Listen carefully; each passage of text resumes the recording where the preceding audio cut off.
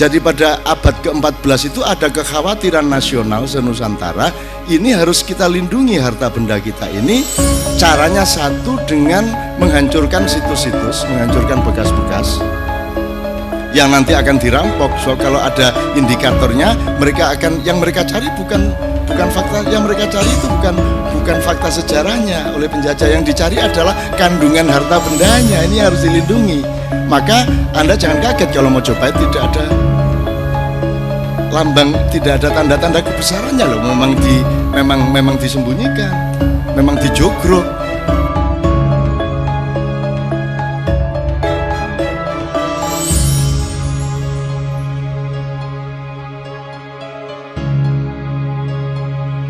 Oke. Jadi salah satu yang ingin saya kemukakan adalah cara menyikapi kebenaran.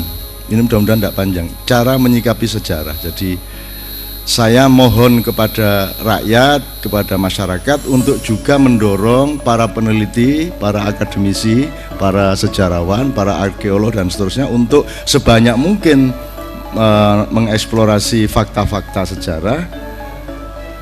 Terus kemudian kita mendapatkan rezeki pengetahuan dari itu semua. Tapi saya juga mohon kepada para arkeolog, kepada para akademisi, tolong jangan hasil akademis itu dianggap sebagai satu-satunya fakta sejarah. Meskipun dari view akademis yang fakta sejarah itu yang itu. Tapi tolong jangan lupa, upama negara Kertagama iki biyen mek karangan ngawur kan ya sampean gak iso apa-apa. Sekarang itu sampean pakai sebagai kitab rujukan yang fix 100%. Upama iku ben ngarang kate lapo. Wong sejarah itu miliknya orang yang menang. Nek sing menang Hitler tidak begini sekarang pengetahuan kita mengenai 50 tahun 100 tahun terakhir. Karena Hitler kalah ya ngene iki pengetahuan gitu. Saya tidak mengatakan negara Kertagama para raton palsu, tidak, tetapi kan sesungguhnya tidak ada jaminan bahwa itu juga benar. Maka para raton Kertagama sebenarnya mirip-mirip saja dengan Babat, gitu loh. Dan itu juga jangan dengan meremehkan dongeng, sebab dongeng ini juga ada mekanismenya sendiri. Dongeng ini ada metabolismenya sendiri di dalam alam berpikir masyarakat. Karena kalau ahli sejarah itu memelihara fakta sejarah tidak dengan cinta, tidak dengan pilihan-pilihan nilai. Tapi kalau babat dan dongeng itu diabadikan karena mereka juga mencintai yang mereka dongengkan. Itu bedanya. Mulane ono layang seto, layang kumitir, ono damar wulan, ono segala macam, karena mereka punya pilihan nilai. Sementara dalam disiplin akademis kan tidak ada kewajiban untuk memilih nilai. Dalam dunia akademis pokoknya iki ngene mbok sing jahat sing ndi monggo. Tapi sing penting faktane ngene iki nek menurut prasasti, menurut buku sak piturute. Tapi kalau orang dongeng itu kan karena sejak awal dia punya rasa kasih sayang. Nek wis ngomong Joko bodoh, nek wis ngomong Joko dolok sak piturut itu kan, jadi itu juga tolong jangan dianggap bukan fakta.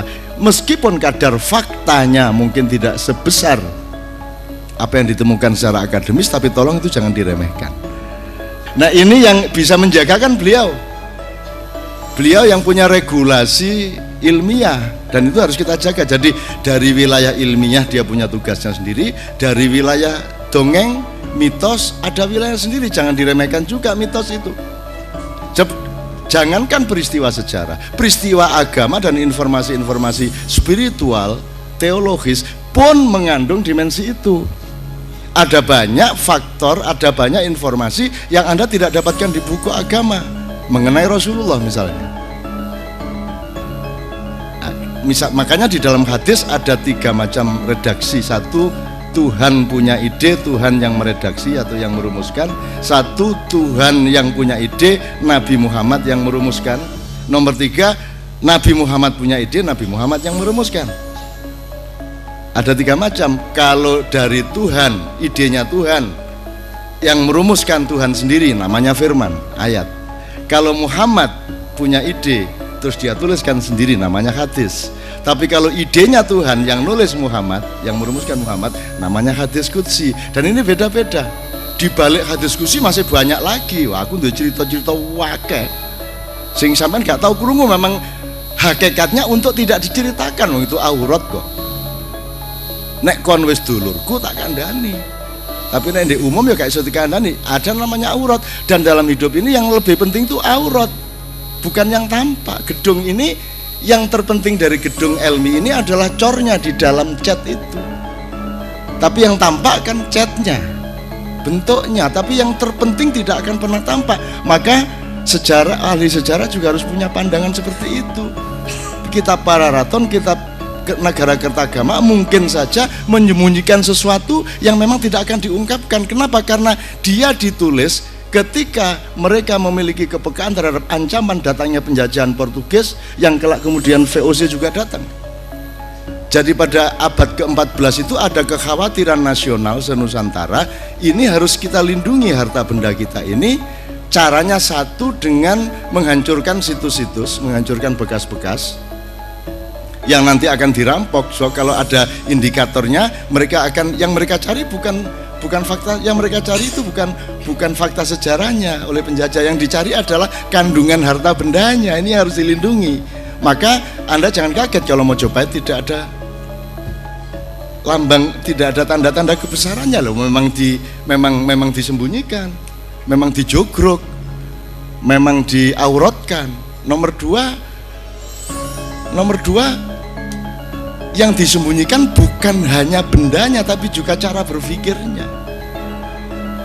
Jadi bisa jadi Pararaton Negara Kertagama itu bohong dari awal sampai akhir, dan dia baru Anda ketahui faktanya ketika di bagian terakhir dari kitab itu ada goresan-goresan yang Anda tidak pernah anggap itu fakta.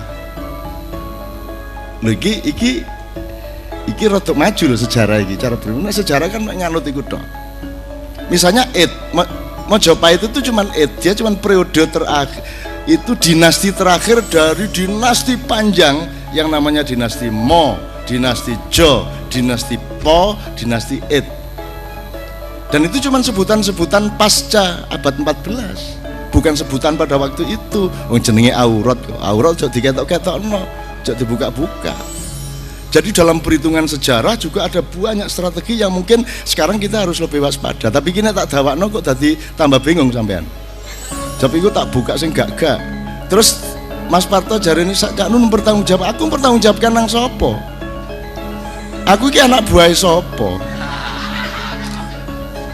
Lho pokoknya aku iki ngomong ngono iku nek gak gelem, nek gak percaya buahan, nek percaya dolekno kan gitu. Nek aku gak bertanggung jawab karo sapa-sapa. Wong aku pecodot ngono tek jangkemku arene. Lah ya apa, aku nganggo penelitian. Lah aku iki Fakultas Sejarah UNER ta ya apa, lah aku duduk sapa-sapa. Aku ngomong ngono iku pokoke nek kon percaya jubuken, gak percaya buahan, nek sederhana. Wong aku nulismu macam-macam yo gak ero kok sing tak tulis kok. Lah kok ngono ya dadi aku kaget dhewe maca iki. Kaget dhewe lho kok aku nulis ngene ya. Lho iki apa ae iki kok apal lagu sakjane kae ngono aku. Wong aku nulis karo maca ngene iki lho. Ndek udara ya ana tulisan tak kutip. Ngono iku tok critakane rek. Lho meng ngono tok. Lah kok tanggung jawab. Lah tanggung jawab karo sapa? Tanggung jawab itu kan yang memberi saya saham. Lah aku dikai saham karo Gusti Allah tok ngono lho. Mosok mek mergo ngkei honor diskusi tok aku kudu tanggung jawab. Ya rek guyon rek. Maksud saya itu pakai pendekatan berbeda dengan beliau. Kalau beliau teknis, akademis, metodologis jelas, dan saya mengakui pendekatan itu. Saya bukan tidak mengakui, dan saya tidak ingin yang lainnya mengakui metode saya. Wong metodeku ancane gak iso dipahami kok. Ya apa carane memahami? Aku nulis Syekh Jangkung. Saya bikin drama namanya, saya contoh, namanya Syekh Jangkung, cerita mengenai muridnya Sunan Kudus yang ingin menyelamatkan perpecahan pasca Pajang menjelang berdirinya Mataram. Di situ ada tokoh Syekh Jangkung, ada tokoh Sunan Kudus, ada Sunan Kalijogo, ada Kiai Tegal Sari dari Jetis Ponorogo, terus ada Ki Mondoroko, ada warok-warok sekian, terus ada anaknya Karebet yaitu Pangeran Benowo, terus cucunya bernama Jambuwangi sama Raden Mas Kalong. Aku ngarang, tapi bener. Begitu didoleki sejarah lho, ancane anake jenenge iku. Padahal aku mek ndelok wah jambu enak iki tak tulis Jambuwangi ngono ae. Ngono. Dadi tanggung jawab nang sapa? Sing kudu tanggung jawab sing ngekeki aku iku. Wong aku gak melok-melok, aku mek dikeki kok. Gitu. Ini cara sampean ngerti nasabe ilmu. Gitu loh. Ini oke, saya terusin. Oke, sekarang gini, ini soal kebenaran itu harus kita lihat dengan bermacam-macam bermacam-macam view.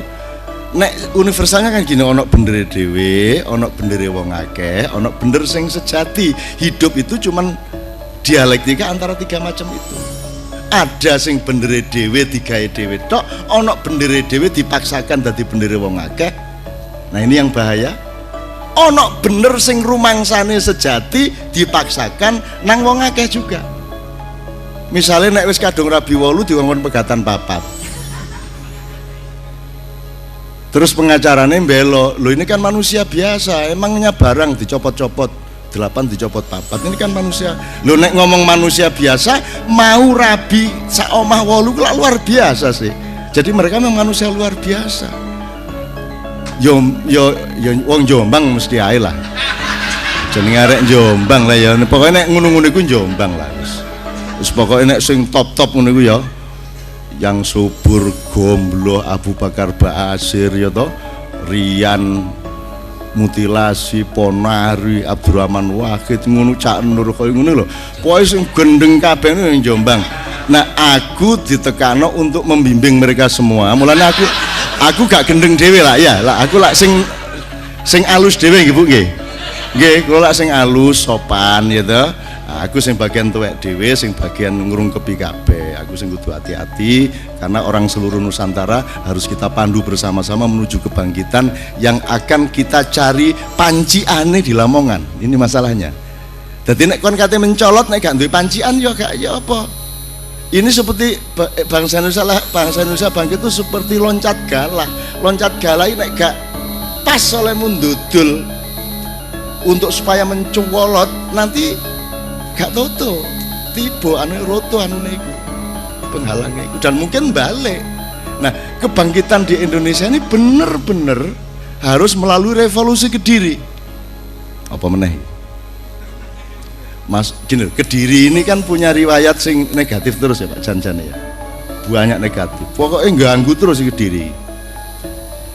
Jadi Mojopahit selama dia berkuasa itu sebenarnya tidak berkuasa atas Kediri karena Kediri ini berontak terus. Gitu. Sampai terakhir ketika Prabu Brawijaya ke-5 itu sudah lengser, masih ada Brawijaya ke-6 dan ke-7 yaitu di Kediri. Girindrawardana itu melantik dirinya menjadi. Jadi Kediri ini negatif sebenarnya, tapi Tuhan itu mengganggu manusia pada polarisasi positif negatif. Kalau Anda ingin cari ilmu jangan hanya ke Mojopahit tapi juga ke Kediri. Kalau Anda ingin jadi orang baik jangan hanya berguru kepada malaikat, bergurulah juga kepada iblis. Karena iblis ini mematangkan pengetahuanmu mengenai malaikat. Iblis itu utusan Tuhan, bukan musuhnya Tuhan. Wani tak karo Gusti Allah iki. Kan sing wani aku iku nang dinti.